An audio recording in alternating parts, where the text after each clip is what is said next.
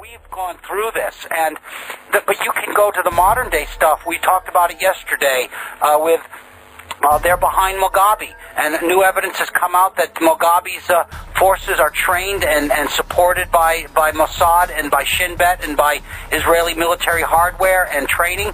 No different than what has gone on in Sudan right now with the Israelis land speculating, and they're killing off the indigenous people to get the land and the minerals underneath it, like they did in the Boer War with Oppenheimer and Rothschild, using the British military to do it. Again, over and over again, the same people, same group, same Zionist Nazis, Judeo-Nazis that have been murdering us wholesale. What are we to do? What are we to do to stop them? If not, to pull out all stops now. We need to capitalize. These people can't have died in vain. They can't have died in vain, Muhammad. They have to have something to show for their loss, these people. The theology which is underpinning the mindset of these people, these Judeo-Nazis, it's a Judeo-Nazi mindset. And when we look at that, we have to come to terms with that as human beings. You're right, Daryl, and say it's one thing for people to have an opinion that they are the chosen ones and that the rest of us are half animal. Okay, fine. You want to believe that? That's not a problem. But you want to implement that? Yeah. Then we have a problem. Yeah. You can think that. You can think what you like. I don't care. You know, you can believe what you like. It's not a problem. But when you want to implement and enforce this insane belief system, this mental illness of the Judeo-Nazi mindset, if you want to enforce that on mankind, then we can't tolerate that as human beings. If we're going to live in a peaceful world and have a world which will be peaceful for future generations, it is clearly not going to be possible. If we want the epitome of this mindset, this Judeo-Nazi mindset, if we really want to understand its implementation across all these great genocides of the last 100 years and now, Daryl, a single event which sums it up beautifully was the cold-blooded murder of Rachel Corrie. Yes.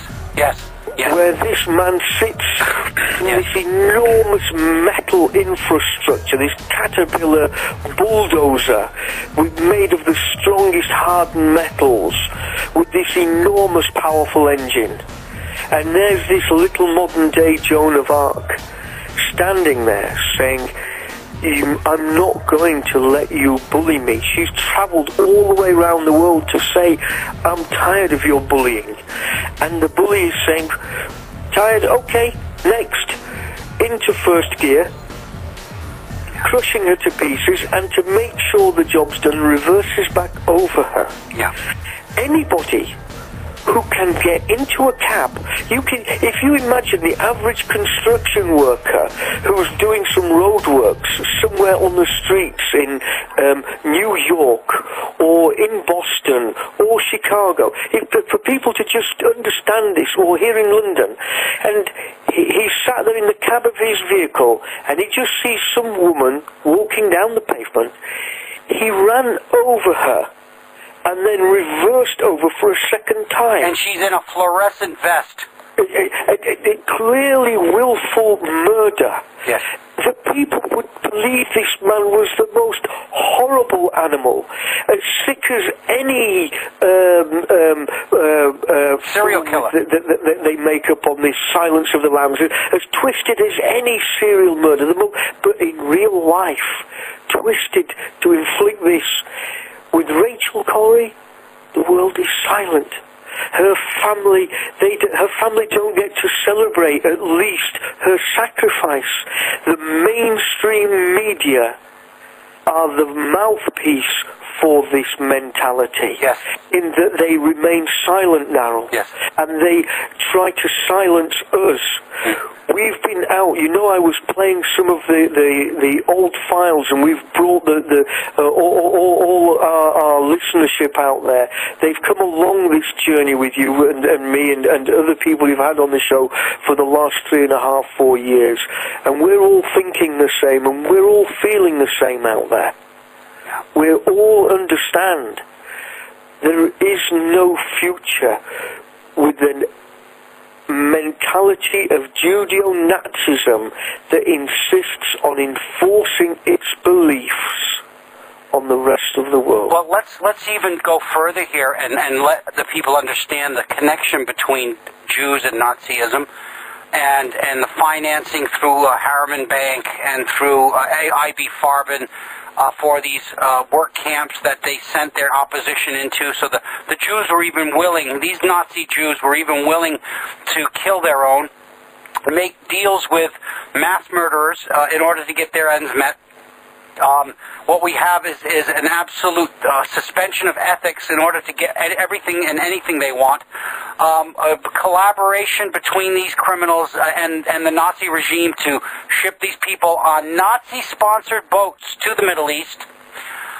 We even have the documents that were signed. We have 160 senior officers of the SS and the Gestapo from the Jewish community. We have their money financing it. We have everything. So in other words, there isn't a dime's bit of difference between the Germans that were committing crimes in World War II and their sponsors and their helpers. Judeo-Nazi is not a term that is inaccurate. It is absolutely 100% spot-on accurate to this group. And people need to understand this group is Ashkenazi. And it's the same spelling as Nazi. That Nazi, I don't believe, means National Socialist Party. That doesn't represent the letters in nomenclature. What it represents is Ashkenazis. Think about this. That National Socialist thing, even spelled in German, does not have Nazi in it. Think about it, Mohammed. Yep. Nazi comes from Ashkenazi. They've certainly got Nazi in their title. They do indeed, and you know, here's the worst part about it. There used to be a vocal minority, but a larger minority. It was not nearly a majority, but there was 30-40% of the Jewish community that did not want this stuff to happen in their name. That minority has dwindled down to the single numbers today. So the predominant group out there of Jews are working on the side of these criminals. Even if they don't know what's being done exactly, they're still going to synagogues sponsored by them. They're still supporting charities inspired by them. And they're still padding the pockets of the Israeli criminal crime gang and these Nazis. And the fact is, right now, there is scant criticism from any organ of the press, both in Europe or in America. And that, you know, can I tell you, even in the alternative press, you want to hear this? RBN is a CIA front, Republic Broadcasting, the first network that I went on. They haven't got a single thing up there about this criminal invasion of the Gaza concentration camp. Not one thing, and that's not by accident. And they've never reported on Jewish crimes. And half of their guests, half the guests and half of their hosts are Zionist Jews. And the same thing with Alex Jones. He said the other day that, between the Arabs and the Israelis, they're always fighting, he says. I can't fault one group over the other because they're always doing this sort of thing, is what he said. The man's a Zionist. How much do you people need to see before you realize that Alex Jones is controlled opposition? Stop following this sack of shit. I'm sick of it. Yeah, you are completely correct, Daryl. Anybody who makes that kind of a claim about the scenario out there is a disinformation agent. There can be no doubt about that. This has been just so one-sided for the last 60 years. For anybody to claim that, oh, it's been two sides clashing, etc., etc., this is just absolute rubbish. We have to recognise that it's not just an illegal invasion of the Gaza occupation concentration camp, Daryl. It's inhuman. The conduct of these people is inhuman. The Judeo-Nazi mindset is an inhuman mindset.